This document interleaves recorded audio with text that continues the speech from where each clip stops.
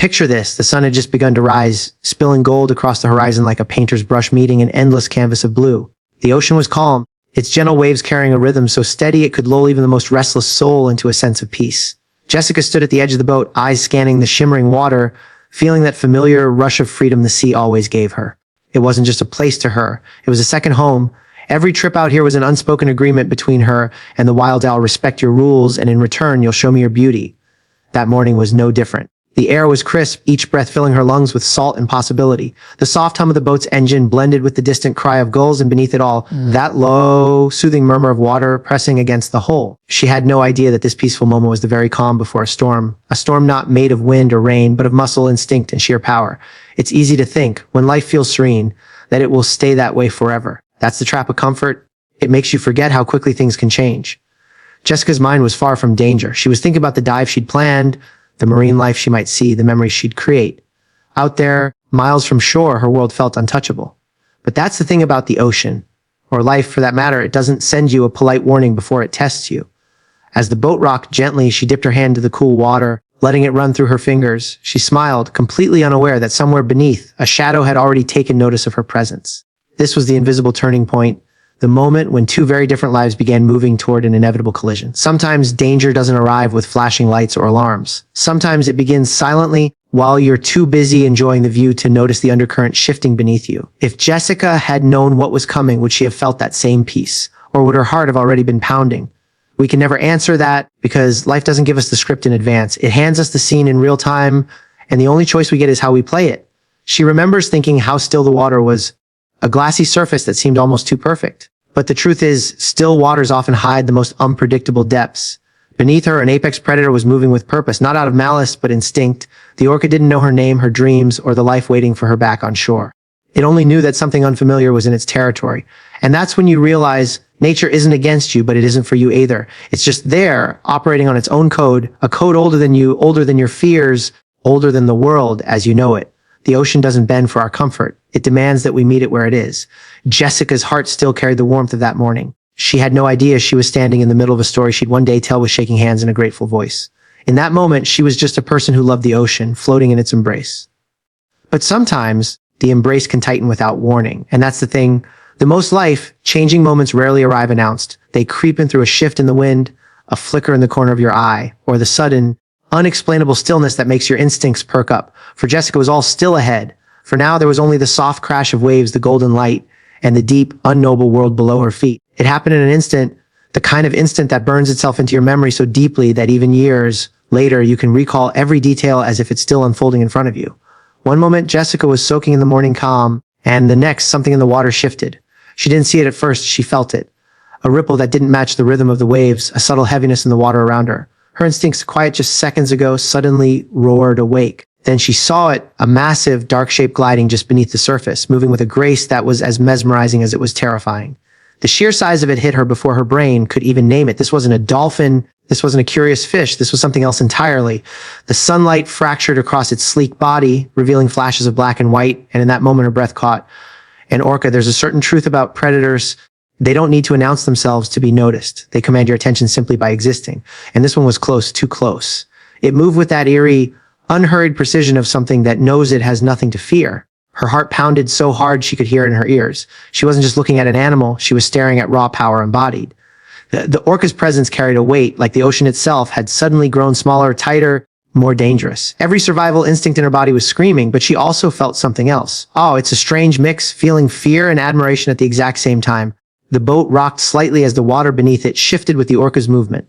Jessica's eyes locked on the shadow, tracking it as it circled. She knew enough about the ocean to understand what that meant. This wasn't random curiosity, this was assessment. The orca was studying her, studying the boat, deciding what to do next. And in that moment, she understood what it meant to be on the other side of the food chain.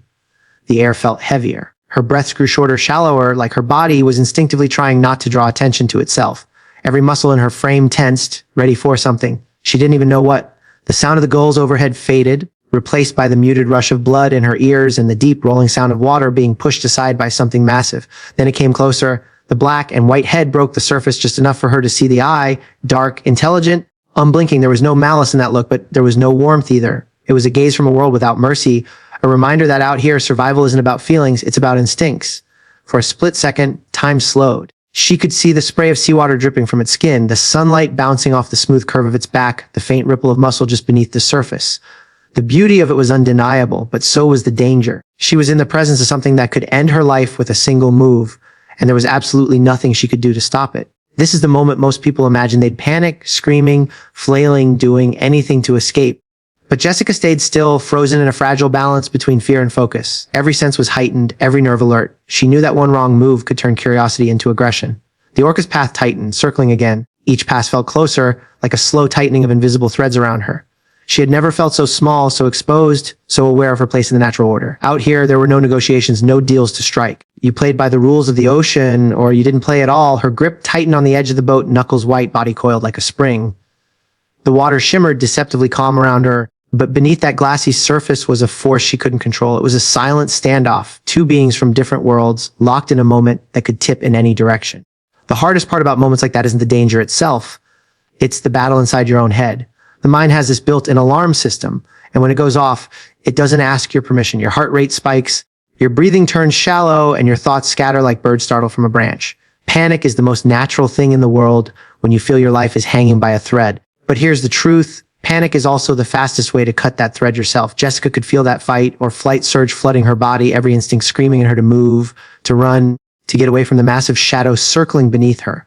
But out there in the middle of the ocean, there was no way. There was only here. And in that realization came the choice. She could let fear take the wheel, or she could wrestle it into the passenger seat. She focused on her breathing, forcing each inhale to be deliberate, each exhale to slow her heart down just a little. It wasn't about pretending she wasn't afraid. She was terrified, but about giving her mind enough room to think clearly. Because panic narrows your vision. It makes you see only the problem, never the options. Her thoughts came in short bursts at first. Stay calm, don't thrash, watch the water. The orca was still there, still circling, but she realized that its movements were controlled, not erratic. That told her something. It wasn't attacking, not yet. And that window, however small, was her chance to influence what happened next.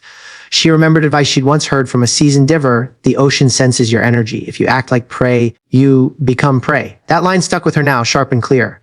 She had to project something other than helplessness, even if inside she felt like she was breaking apart. Every second she kept her mind in check was a victory. She scanned the water, noting patterns in the orca's passes, the slight change in speed, the way it angled its body before disappearing under the boat. She wasn't just surviving in that moment, she was gathering information, building a picture of her situation. And that's the quiet truth about survival. It's not luck. It's not magic. It's not even strength. It's awareness. The ability to stay present enough to notice the details, to make decisions based on more than just fear. Her fingers loosened their death grip on the boat's edge. She adjusted her stance slightly, not in defiance, but in a way that made her less of a flailing figure and more of a steady presence. The ocean has a way of humbling you, but in that humility she found focus. She couldn't control the orca, but she could control her own energy. It wasn't easy. Every instinct still begged her to do something, anything, to change the situation faster. But she resisted. Sometimes the bravest thing you can do is nothing at all, at least until you understand what something should be. Her breathing deepened, her pulse steadied just enough for her vision to widen again. The world came back into sharper focus. The sunlight flickering on the water's surface, the distant calls of the gulls, the faint creak of the boat beneath her feet. The orca's presence hadn't vanished, but it no longer felt like the only thing in existence. By calming her mind, she'd regained her perspective. And perspective is power. Power to make better choices, power to respond instead of react, power to survive when every second counts. The orca surfaced again, its dark eye briefly locking with hers. This time she met its gaze with steady composure, not because she wasn't afraid, but because she decided fear wouldn't be the one speaking for her. Survival in its purest form is never an accident. It's a series of choices stacked one on top of another, each one buying you just a little more time. Out there with the orca, Jessica knew she wasn't going to overpower it. She wasn't going to outswim it. Her only real advantage was in how she used the seconds she had, and that meant every move needed to be deliberate, every action intentional. She kept her posture balanced, avoiding sudden jerks or splashes that might trigger a predatory response. Even in her fear, she understood that the ocean works on signals, body language, energy, movement. The more she looked like prey, the more she'd become it. So she slowed everything down. Her breathing, her shifts in stance, even the way she moved her eyes. It wasn't just about being still, it was about staying aware. She tracked the orca's patterns like a chess player studying an opponent. It would surface on one side, glide beneath the boat, then emerge on the other. Each pass was slightly different, sometimes closer, sometimes slower, but always calculated. She realized that if she could anticipate its next move, she could position herself in a way that minimized her vulnerability. Her hands stayed near the edge of the boat, but she made sure they weren't dangling in the water. She kept her weight centered, ready to shift if needed. It was like preparing for a wave, You don't fight it head on, you read its motion and adjust so it doesn't take you under. Minutes felt like hours, but each one she survived was proof that her approach was working. Fear wanted her to panic, to grab whatever equipment she could find and start thrashing for safety. But instinct told her that chaos would only invite danger. Survival wasn't about the fastest escape. It was about the smartest one. She remembered her training from previous dives, the way experts spoke about reading the water. That phrase made sense now in a way it never had before. Reading the water wasn't just about currents or weather. It was about reading the behavior of everything in it. The orca wasn't acting aggressively yet, and that gave her an opening. If she could keep it curious rather than threatened or triggered, she could hold on until help arrived or it lost interest. She made herself a part of the environment rather than a disruption to it. No shouting, no thrashing, no desperate splashes. Just calm, measured movements, the kind that told the orca she wasn't worth the energy of a confrontation. Her eyes stayed on the water's surface, scanning for the shadow before it emerged. When she caught sight of it earlier, she adjusted her footing so she wouldn't be caught off guard. When it came in closer than before, she kept her posture low and stable, showing neither aggression nor retreat. That delicate balance, not challenging, but not yielding, was her shield. There were moments when it swam so close she could see the fine details of its skin, the way the sunlight danced over the sleek curves of its body. Those moments tested her resolve the most. Every nerve screamed to pull back, to retreat, but she held her ground. It wasn't bravery in the cinematic sense. It was the calculated understanding that retreat might invite pursuit. Time blurred, but she could feel herself adapting. The fear was still there, sharp and unrelenting, but it had shifted from chaos to control. She wasn't just reacting anymore. She was responding. And that's the turning point in any fight for survival, when you stop letting the danger dictate your every move and you start making moves of your own. Each time the orca circled, she refined her tactics. Every second became a decision: where to stand, how to angle her body, where to place her gaze. Every second was a negotiation between instinct and intellect. When the first sign of help appeared on the horizon, it was almost hard for Jessica to believe it was real. For so long, her entire world had shrunk down to the circle of water around her and the massive shadow beneath it. Now in the distance there was movement, the faint hum of another engine cutting across the stillness. That sound, small as it was, carried the weight of possibility, but she knew better than to let relief wash over her too soon. Out here, nothing was certain until it was. The orca was still moving with that same slow, calculated grace. Jessica kept her composure, unwilling to shift her focus until she knew she was truly out of danger. Every survival lesson she had learned told her the same thing. The final moments are often the riskiest, because that's when people get careless. The other vessel drew closer, and she caught sight of the crew scanning the water. One of them spotted her, waved, shouted something she couldn't make out. She lifted a hand in response, but only briefly. No sudden movements. The engine's hum grew louder, and with it came a subtle change in the water's rhythm. The orca seemed to notice too. It slowed its circling, its dark fin breaking the surface one last time before it slipped into the depths and vanished from sight. For the first time in what felt like hours, Jessica could breathe without forcing herself to. The absence of the shadow was almost disorienting. It was like stepping out of a narrow tunnel into a wide, open field, overwhelming, liberating, and a little unreal. The rescue crew pulled alongside her boat, their voices now clear. They asked if she was okay, if she could move, if she was injured. She answered, though her voice felt distant to her own ears, like it belonged to someone else. They tossed her a line, and she steadied herself as they secured the boat and helped her aboard. The solid feel of their deck under her feet was a shock. After so long balancing in the shifting water, it felt almost too steady. She sat for a moment, letting the reality settle in. The crew handed her water, asked again what had happened. As she explained, the words felt heavy, as though she was pulling them from a place deep inside. Each sentence was a reminder of how close she had come to disappearing into that vast, indifferent blue. It wasn't until the other boat began to turn toward shore that the weight of everything truly hit her. Her hands trembled, her breath caught in her throat, and her vision blurred. The control she had held so tightly onto the calm, the calculation, the stillness, finally cracked, and all the fear she had pushed aside came flooding back. Tears came, not just from fear, but from the sheer relief of knowing she was alive. She thought about the moments before the orca appeared, the peace she had felt, the trust she had in the ocean. She thought about the moments after, when every second was a gamble, when she had no guarantee of anything beyond the breath she was taking right then. And she thought about how quickly it had all changed. Back on shore, as her feet touched solid ground, she felt the kind of gratitude that doesn't fit neatly into words. It wasn't just gratitude toward the rescue crew, though they had saved her. It was gratitude toward the fact that she had stayed calm enough to make it to that point. Gratitude for every decision that had carried her through, and even gratitude for the reminder that life is fragile in ways we often forget. In the days after the incident, Jessica found herself replaying every moment over and over again, not out of fear, but out of reflection. The ocean had always been her place of peace, her reset button, the one constant in a chaotic world. But after locking eyes with an orca in its own territory, she understood that peace in nature isn't guaranteed, it's earned, and it's fragile.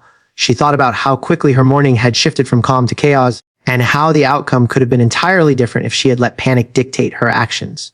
That realization stayed with her. It wasn't just about that day on the water, it was about life. Trouble doesn't send you a polite calendar invite. It shows up unannounced, tests your limits, and demands an answer right then and there. She came to see fear in a new way. Before, fear had been something to avoid, something to push away or hide from. But out there, floating in the presence of something far more powerful than herself, she realized fear could be an ally if you knew how to use it. Fear kept her sharp. Fear made her pay attention to every detail, every ripple in the water, every change in the orca's path. It wasn't the absence of fear that saved her. It was her ability to live alongside it without letting it take control. And then there was respect for the ocean, for the life in it, for forces so much greater than anything human hands could ever create or control. That respect deepened into something unshakable. She understood that when you step into nature, you're not the main character.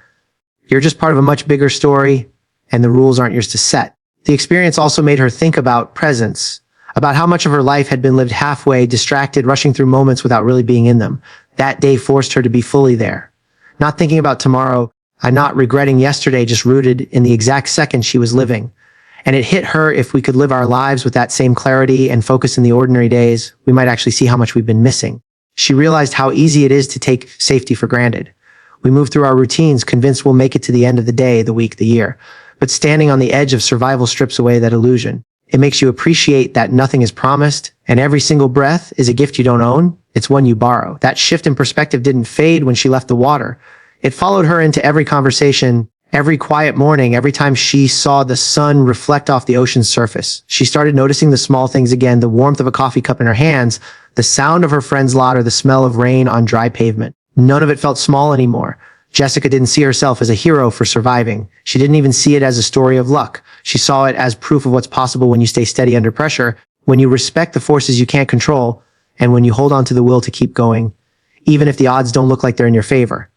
And so when we talk about Jessica's story, it's not just the tale of a woman who survived an encounter with one of the ocean's most powerful predators.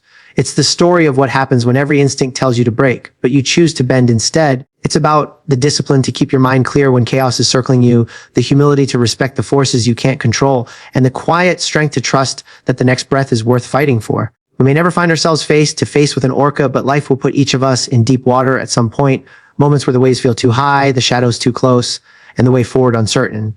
And in those moments, remember this, survival is rarely about brute force. It's about presence. It's about strategy. It's about holding your ground, even when fear tries to sweep it from under you. Jessica walked away from that day not with a scar, but with a gift, the unshakable knowledge that courage doesn't come from feeling safe. It comes from facing danger and refusing to give it the final say.